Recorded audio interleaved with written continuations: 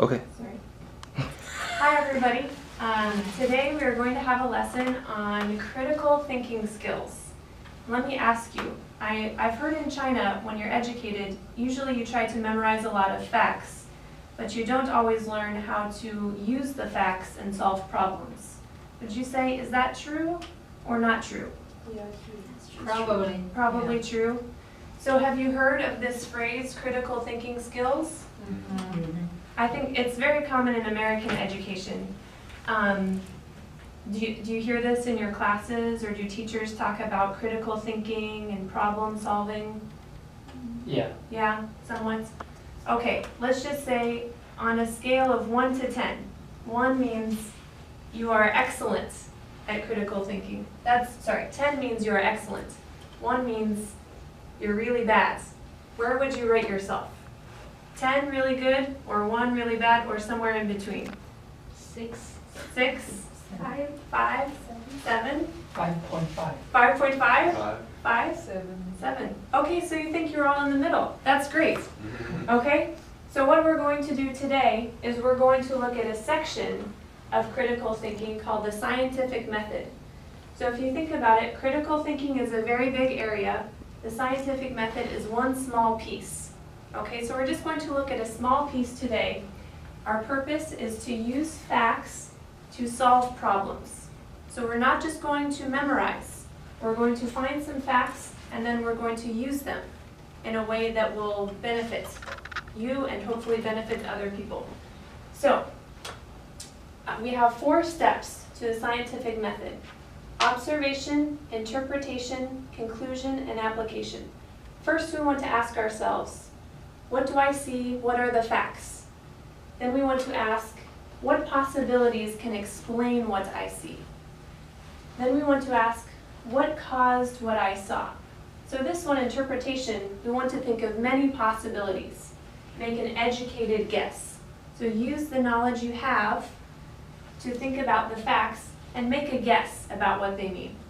Then our conclusion is, what caused what I saw? What is the problem? So there we will just narrow it down to 1. That will just be 1 only. And then application. How can the problem be solved and what can I do? So we have a guest. Rena, can you come forward? Let's just imagine we're in a doctor's office. I'm going to show you how to use these skills. Doctors have to do this every day. So let's pretend I'm Dr. Hannah. This is my patient, Rena. Here she comes. Hello, ma'am, how are you? No, not bad. Bad. Bad? Okay. So can you come a little closer? Let me look at you. Let's see, are you coughing? Yes, all the time. Yes, and any other problems you're having? Runny nose, headache. Runny nose, headache, anything else? Fever. Fever? Yes. What about, have you vomited? A little bit. A little bit? How many times? 2 or 3. I couldn't remember. 2 or 3. Okay, so right there I was observing Rena. So what did we see? What are the facts about Rena? Okay, she has a Runny fever, nose. runny nose, headache. What else? Coughing. Vomit. She was vomiting? Yeah. Yes. Okay, so that's our first step, interpretation. Step 2, our first step, observation. That's observation. Number 2 is interpretation. Now, as a doctor, I have some medical knowledge, right? I went to school. So I'm going to ask, what possibilities can explain these symptoms? By the way, a symptom is when you have a bad feeling, like cough, fever. Those are all symptoms of something. They're like a sign. So what possibilities can explain what I see? Let's just guess. What do you think can explain why Rena is feeling like that? She got a cold. Okay, maybe she got a cold. Anything else? She moves to a new place. Okay, maybe she moved to a new place. She got some sort of weird sickness. Allergic. Okay, maybe she's allergic to something. Maybe if it was winter time and people were getting the flu, maybe I would guess she has the flu. So that is what we're doing when we're interpreting. We're making interpretations. We are guessing about what those facts mean. So here we can just create many. But for this one, conclusion. Now, we don't have time to do this, but to make a conclusion, we want to determine what is the problem. We want to decide exactly, is it allergies? Is it a cold? What is it? So as a doctor, I would probably do some research. I would do some tests, maybe give her an x-ray, you know, something like that, and I would decide what the problem is. So we can't do that here, but let's decide she has a cold, okay? Rena has a cold. So, application. How can the problem be solved? And what can I do? As a doctor, how can I solve her problem? What can I do? Take a medicine. Okay, I can give her some medicine. What else? Drink more Some water. suggestion like have a quick break or something. Yeah, Drink more water. I could suggest take a break, get some rest, drink some water. What else? More water. Yeah, drink more water. Don't go to work. Cover your mouth. Take some medicine. Things like that. So that's application. So this is the basic format of the scientific method, how to use critical skills. Does that make sense? Do you have questions so far? No. No? Okay, great. Now we are going to practice our skills. I'm going to give you each a sheet with 3 pictures. These pictures, they are all showing a similar problem. Okay, they're all showing a similar problem. They're meant to go together. Okay? So what I want you to do is first, we'll take 1 minute. Make some observations. Okay? If you want to write them down, please write them down. Look at what do I see in the pictures? What are the facts? Okay, so these go together, they make a whole picture. So let's think about that. And we will go through these quickly so we can have time to discuss. Okay, so if you can just do it without writing and just think about it, that's okay too, if it's faster. So what do I see? What are the facts of these pictures? Yeah, very fat. Okay, who's in these pictures? Kids. Kids. And what do you see about these kids? They're obese, okay? Huge. They're huge. Over their age. Like, Yeah, they're overweight, and for their age, should they be that big? No, they should not. Okay, what about the background of those children? Where do you think they are from? First kids from China. Yeah. It's some of their faces, I would say they could be from China or from another East Asian country. Yeah, so that's what I see, what the facts are. Let's go to interpretation. Okay, now spend a minute and think about what possibilities can explain what you see in the pictures. What can explain why those children are so fat and what has happened to them? Fast food. Okay, maybe they're eating too much fast food. Any other guesses? Genetics. Okay, maybe genetics. Maybe their parents were very fat. What else? Metabolic disorder. Okay, metabolic disorder. That's kind of goes along with genetics. Yeah. Okay, so genetics, fast food, anything else? Like exercise. Any exercise. Okay, a lack of exercise. Maybe they're sitting around. If they were older kids, maybe they're studying a lot and they're not exercising. Any other interpretations? Eating habit. Parents. Yeah, we said eating habit. What about parents? Could parents play a role here? Yeah. Yeah. Yeah, I think so. Yeah, what do you think parents, how can they influence their child's weight? We just spoil them. That they eat too much. Okay, spoil, what does that mean, Jaipon? Like let the kids eat whatever they want. Okay, so if you spoil a child, it means you give them anything they want. So maybe the child wants a lot of McDonald's or Kentucky Fried Chicken or whatever, and the parent says, okay, you eat whatever you want, it's okay. So these are possible interpretations.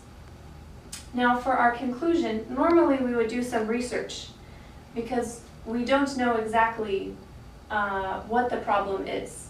But I want you to just take a minute and think about it. Think about what you know of China today, how the economy has developed and changed, what you know about parenting styles. And I want you to pick one, what you think is the conclusion. What is the real problem here? So take a minute, think about it, and then share when you're ready.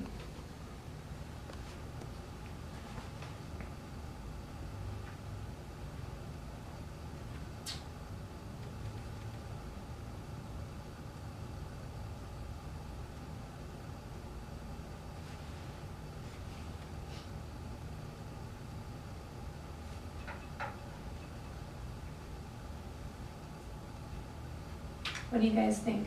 Any ideas? Remember, this one will be more specific, and we are sort of cheating a little bit here. Normally, we would find some more facts, gather some more research, but we don't have time for that, so we just have to make a guess. So what's your guess about what the real problem is here?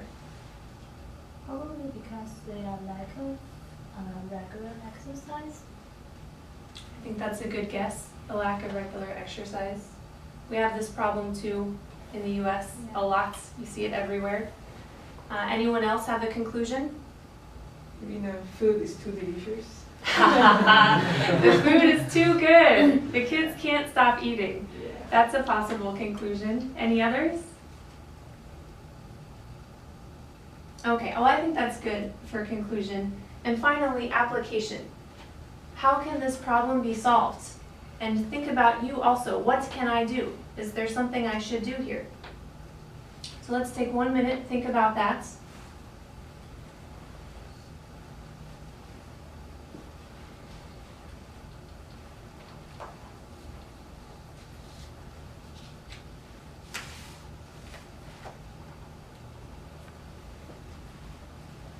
Our problem.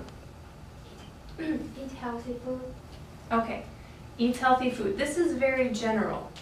Let's think about, let's imagine our conclusion is that there's a problem with children in China eating too much. If that is our conclusion, what could our application be? Fast food. Yeah, so how are you going to tell the people that? Parents, Parents gather. educate, Okay. healthy, and then less. So do something to educate the parents, right? What were you going to say?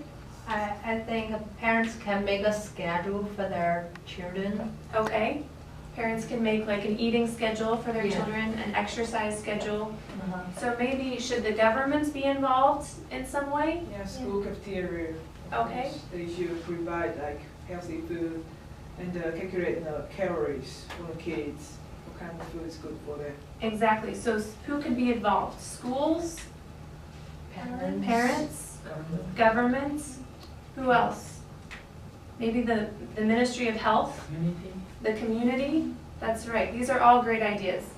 Actually, I did some research. We're going to finish up now.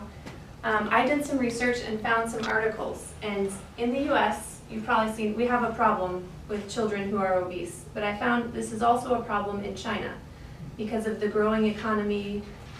Sometimes because many families just have one child and the child, gets everything. So I'm going to give you each some articles. You each have 3. And I ordered them. Number 1, I think, is the easiest to read, and number 3 is the hardest. So for homework, what I would like you to do is read these articles and then go through and write down your observation. You can pick one article. You don't need to read all 3. But pick your observations, your interpretations, your conclusions, and your application from the article that you read. I want you to write each step out. And when you do this, you can be more specific because the articles give you some details. So you don't have to make guesses. You can find some facts from the articles. And then maybe next time we can discuss. So the last thing is a little quiz, just to see if you learned. So I'm going to pass out this quiz, and it's just to make sure that you know how to identify each one of these statements with its step, observation, interpretation, conclusion, application, and then give a description here of each of these steps. In your own words, give a definition. So that's it. Thanks.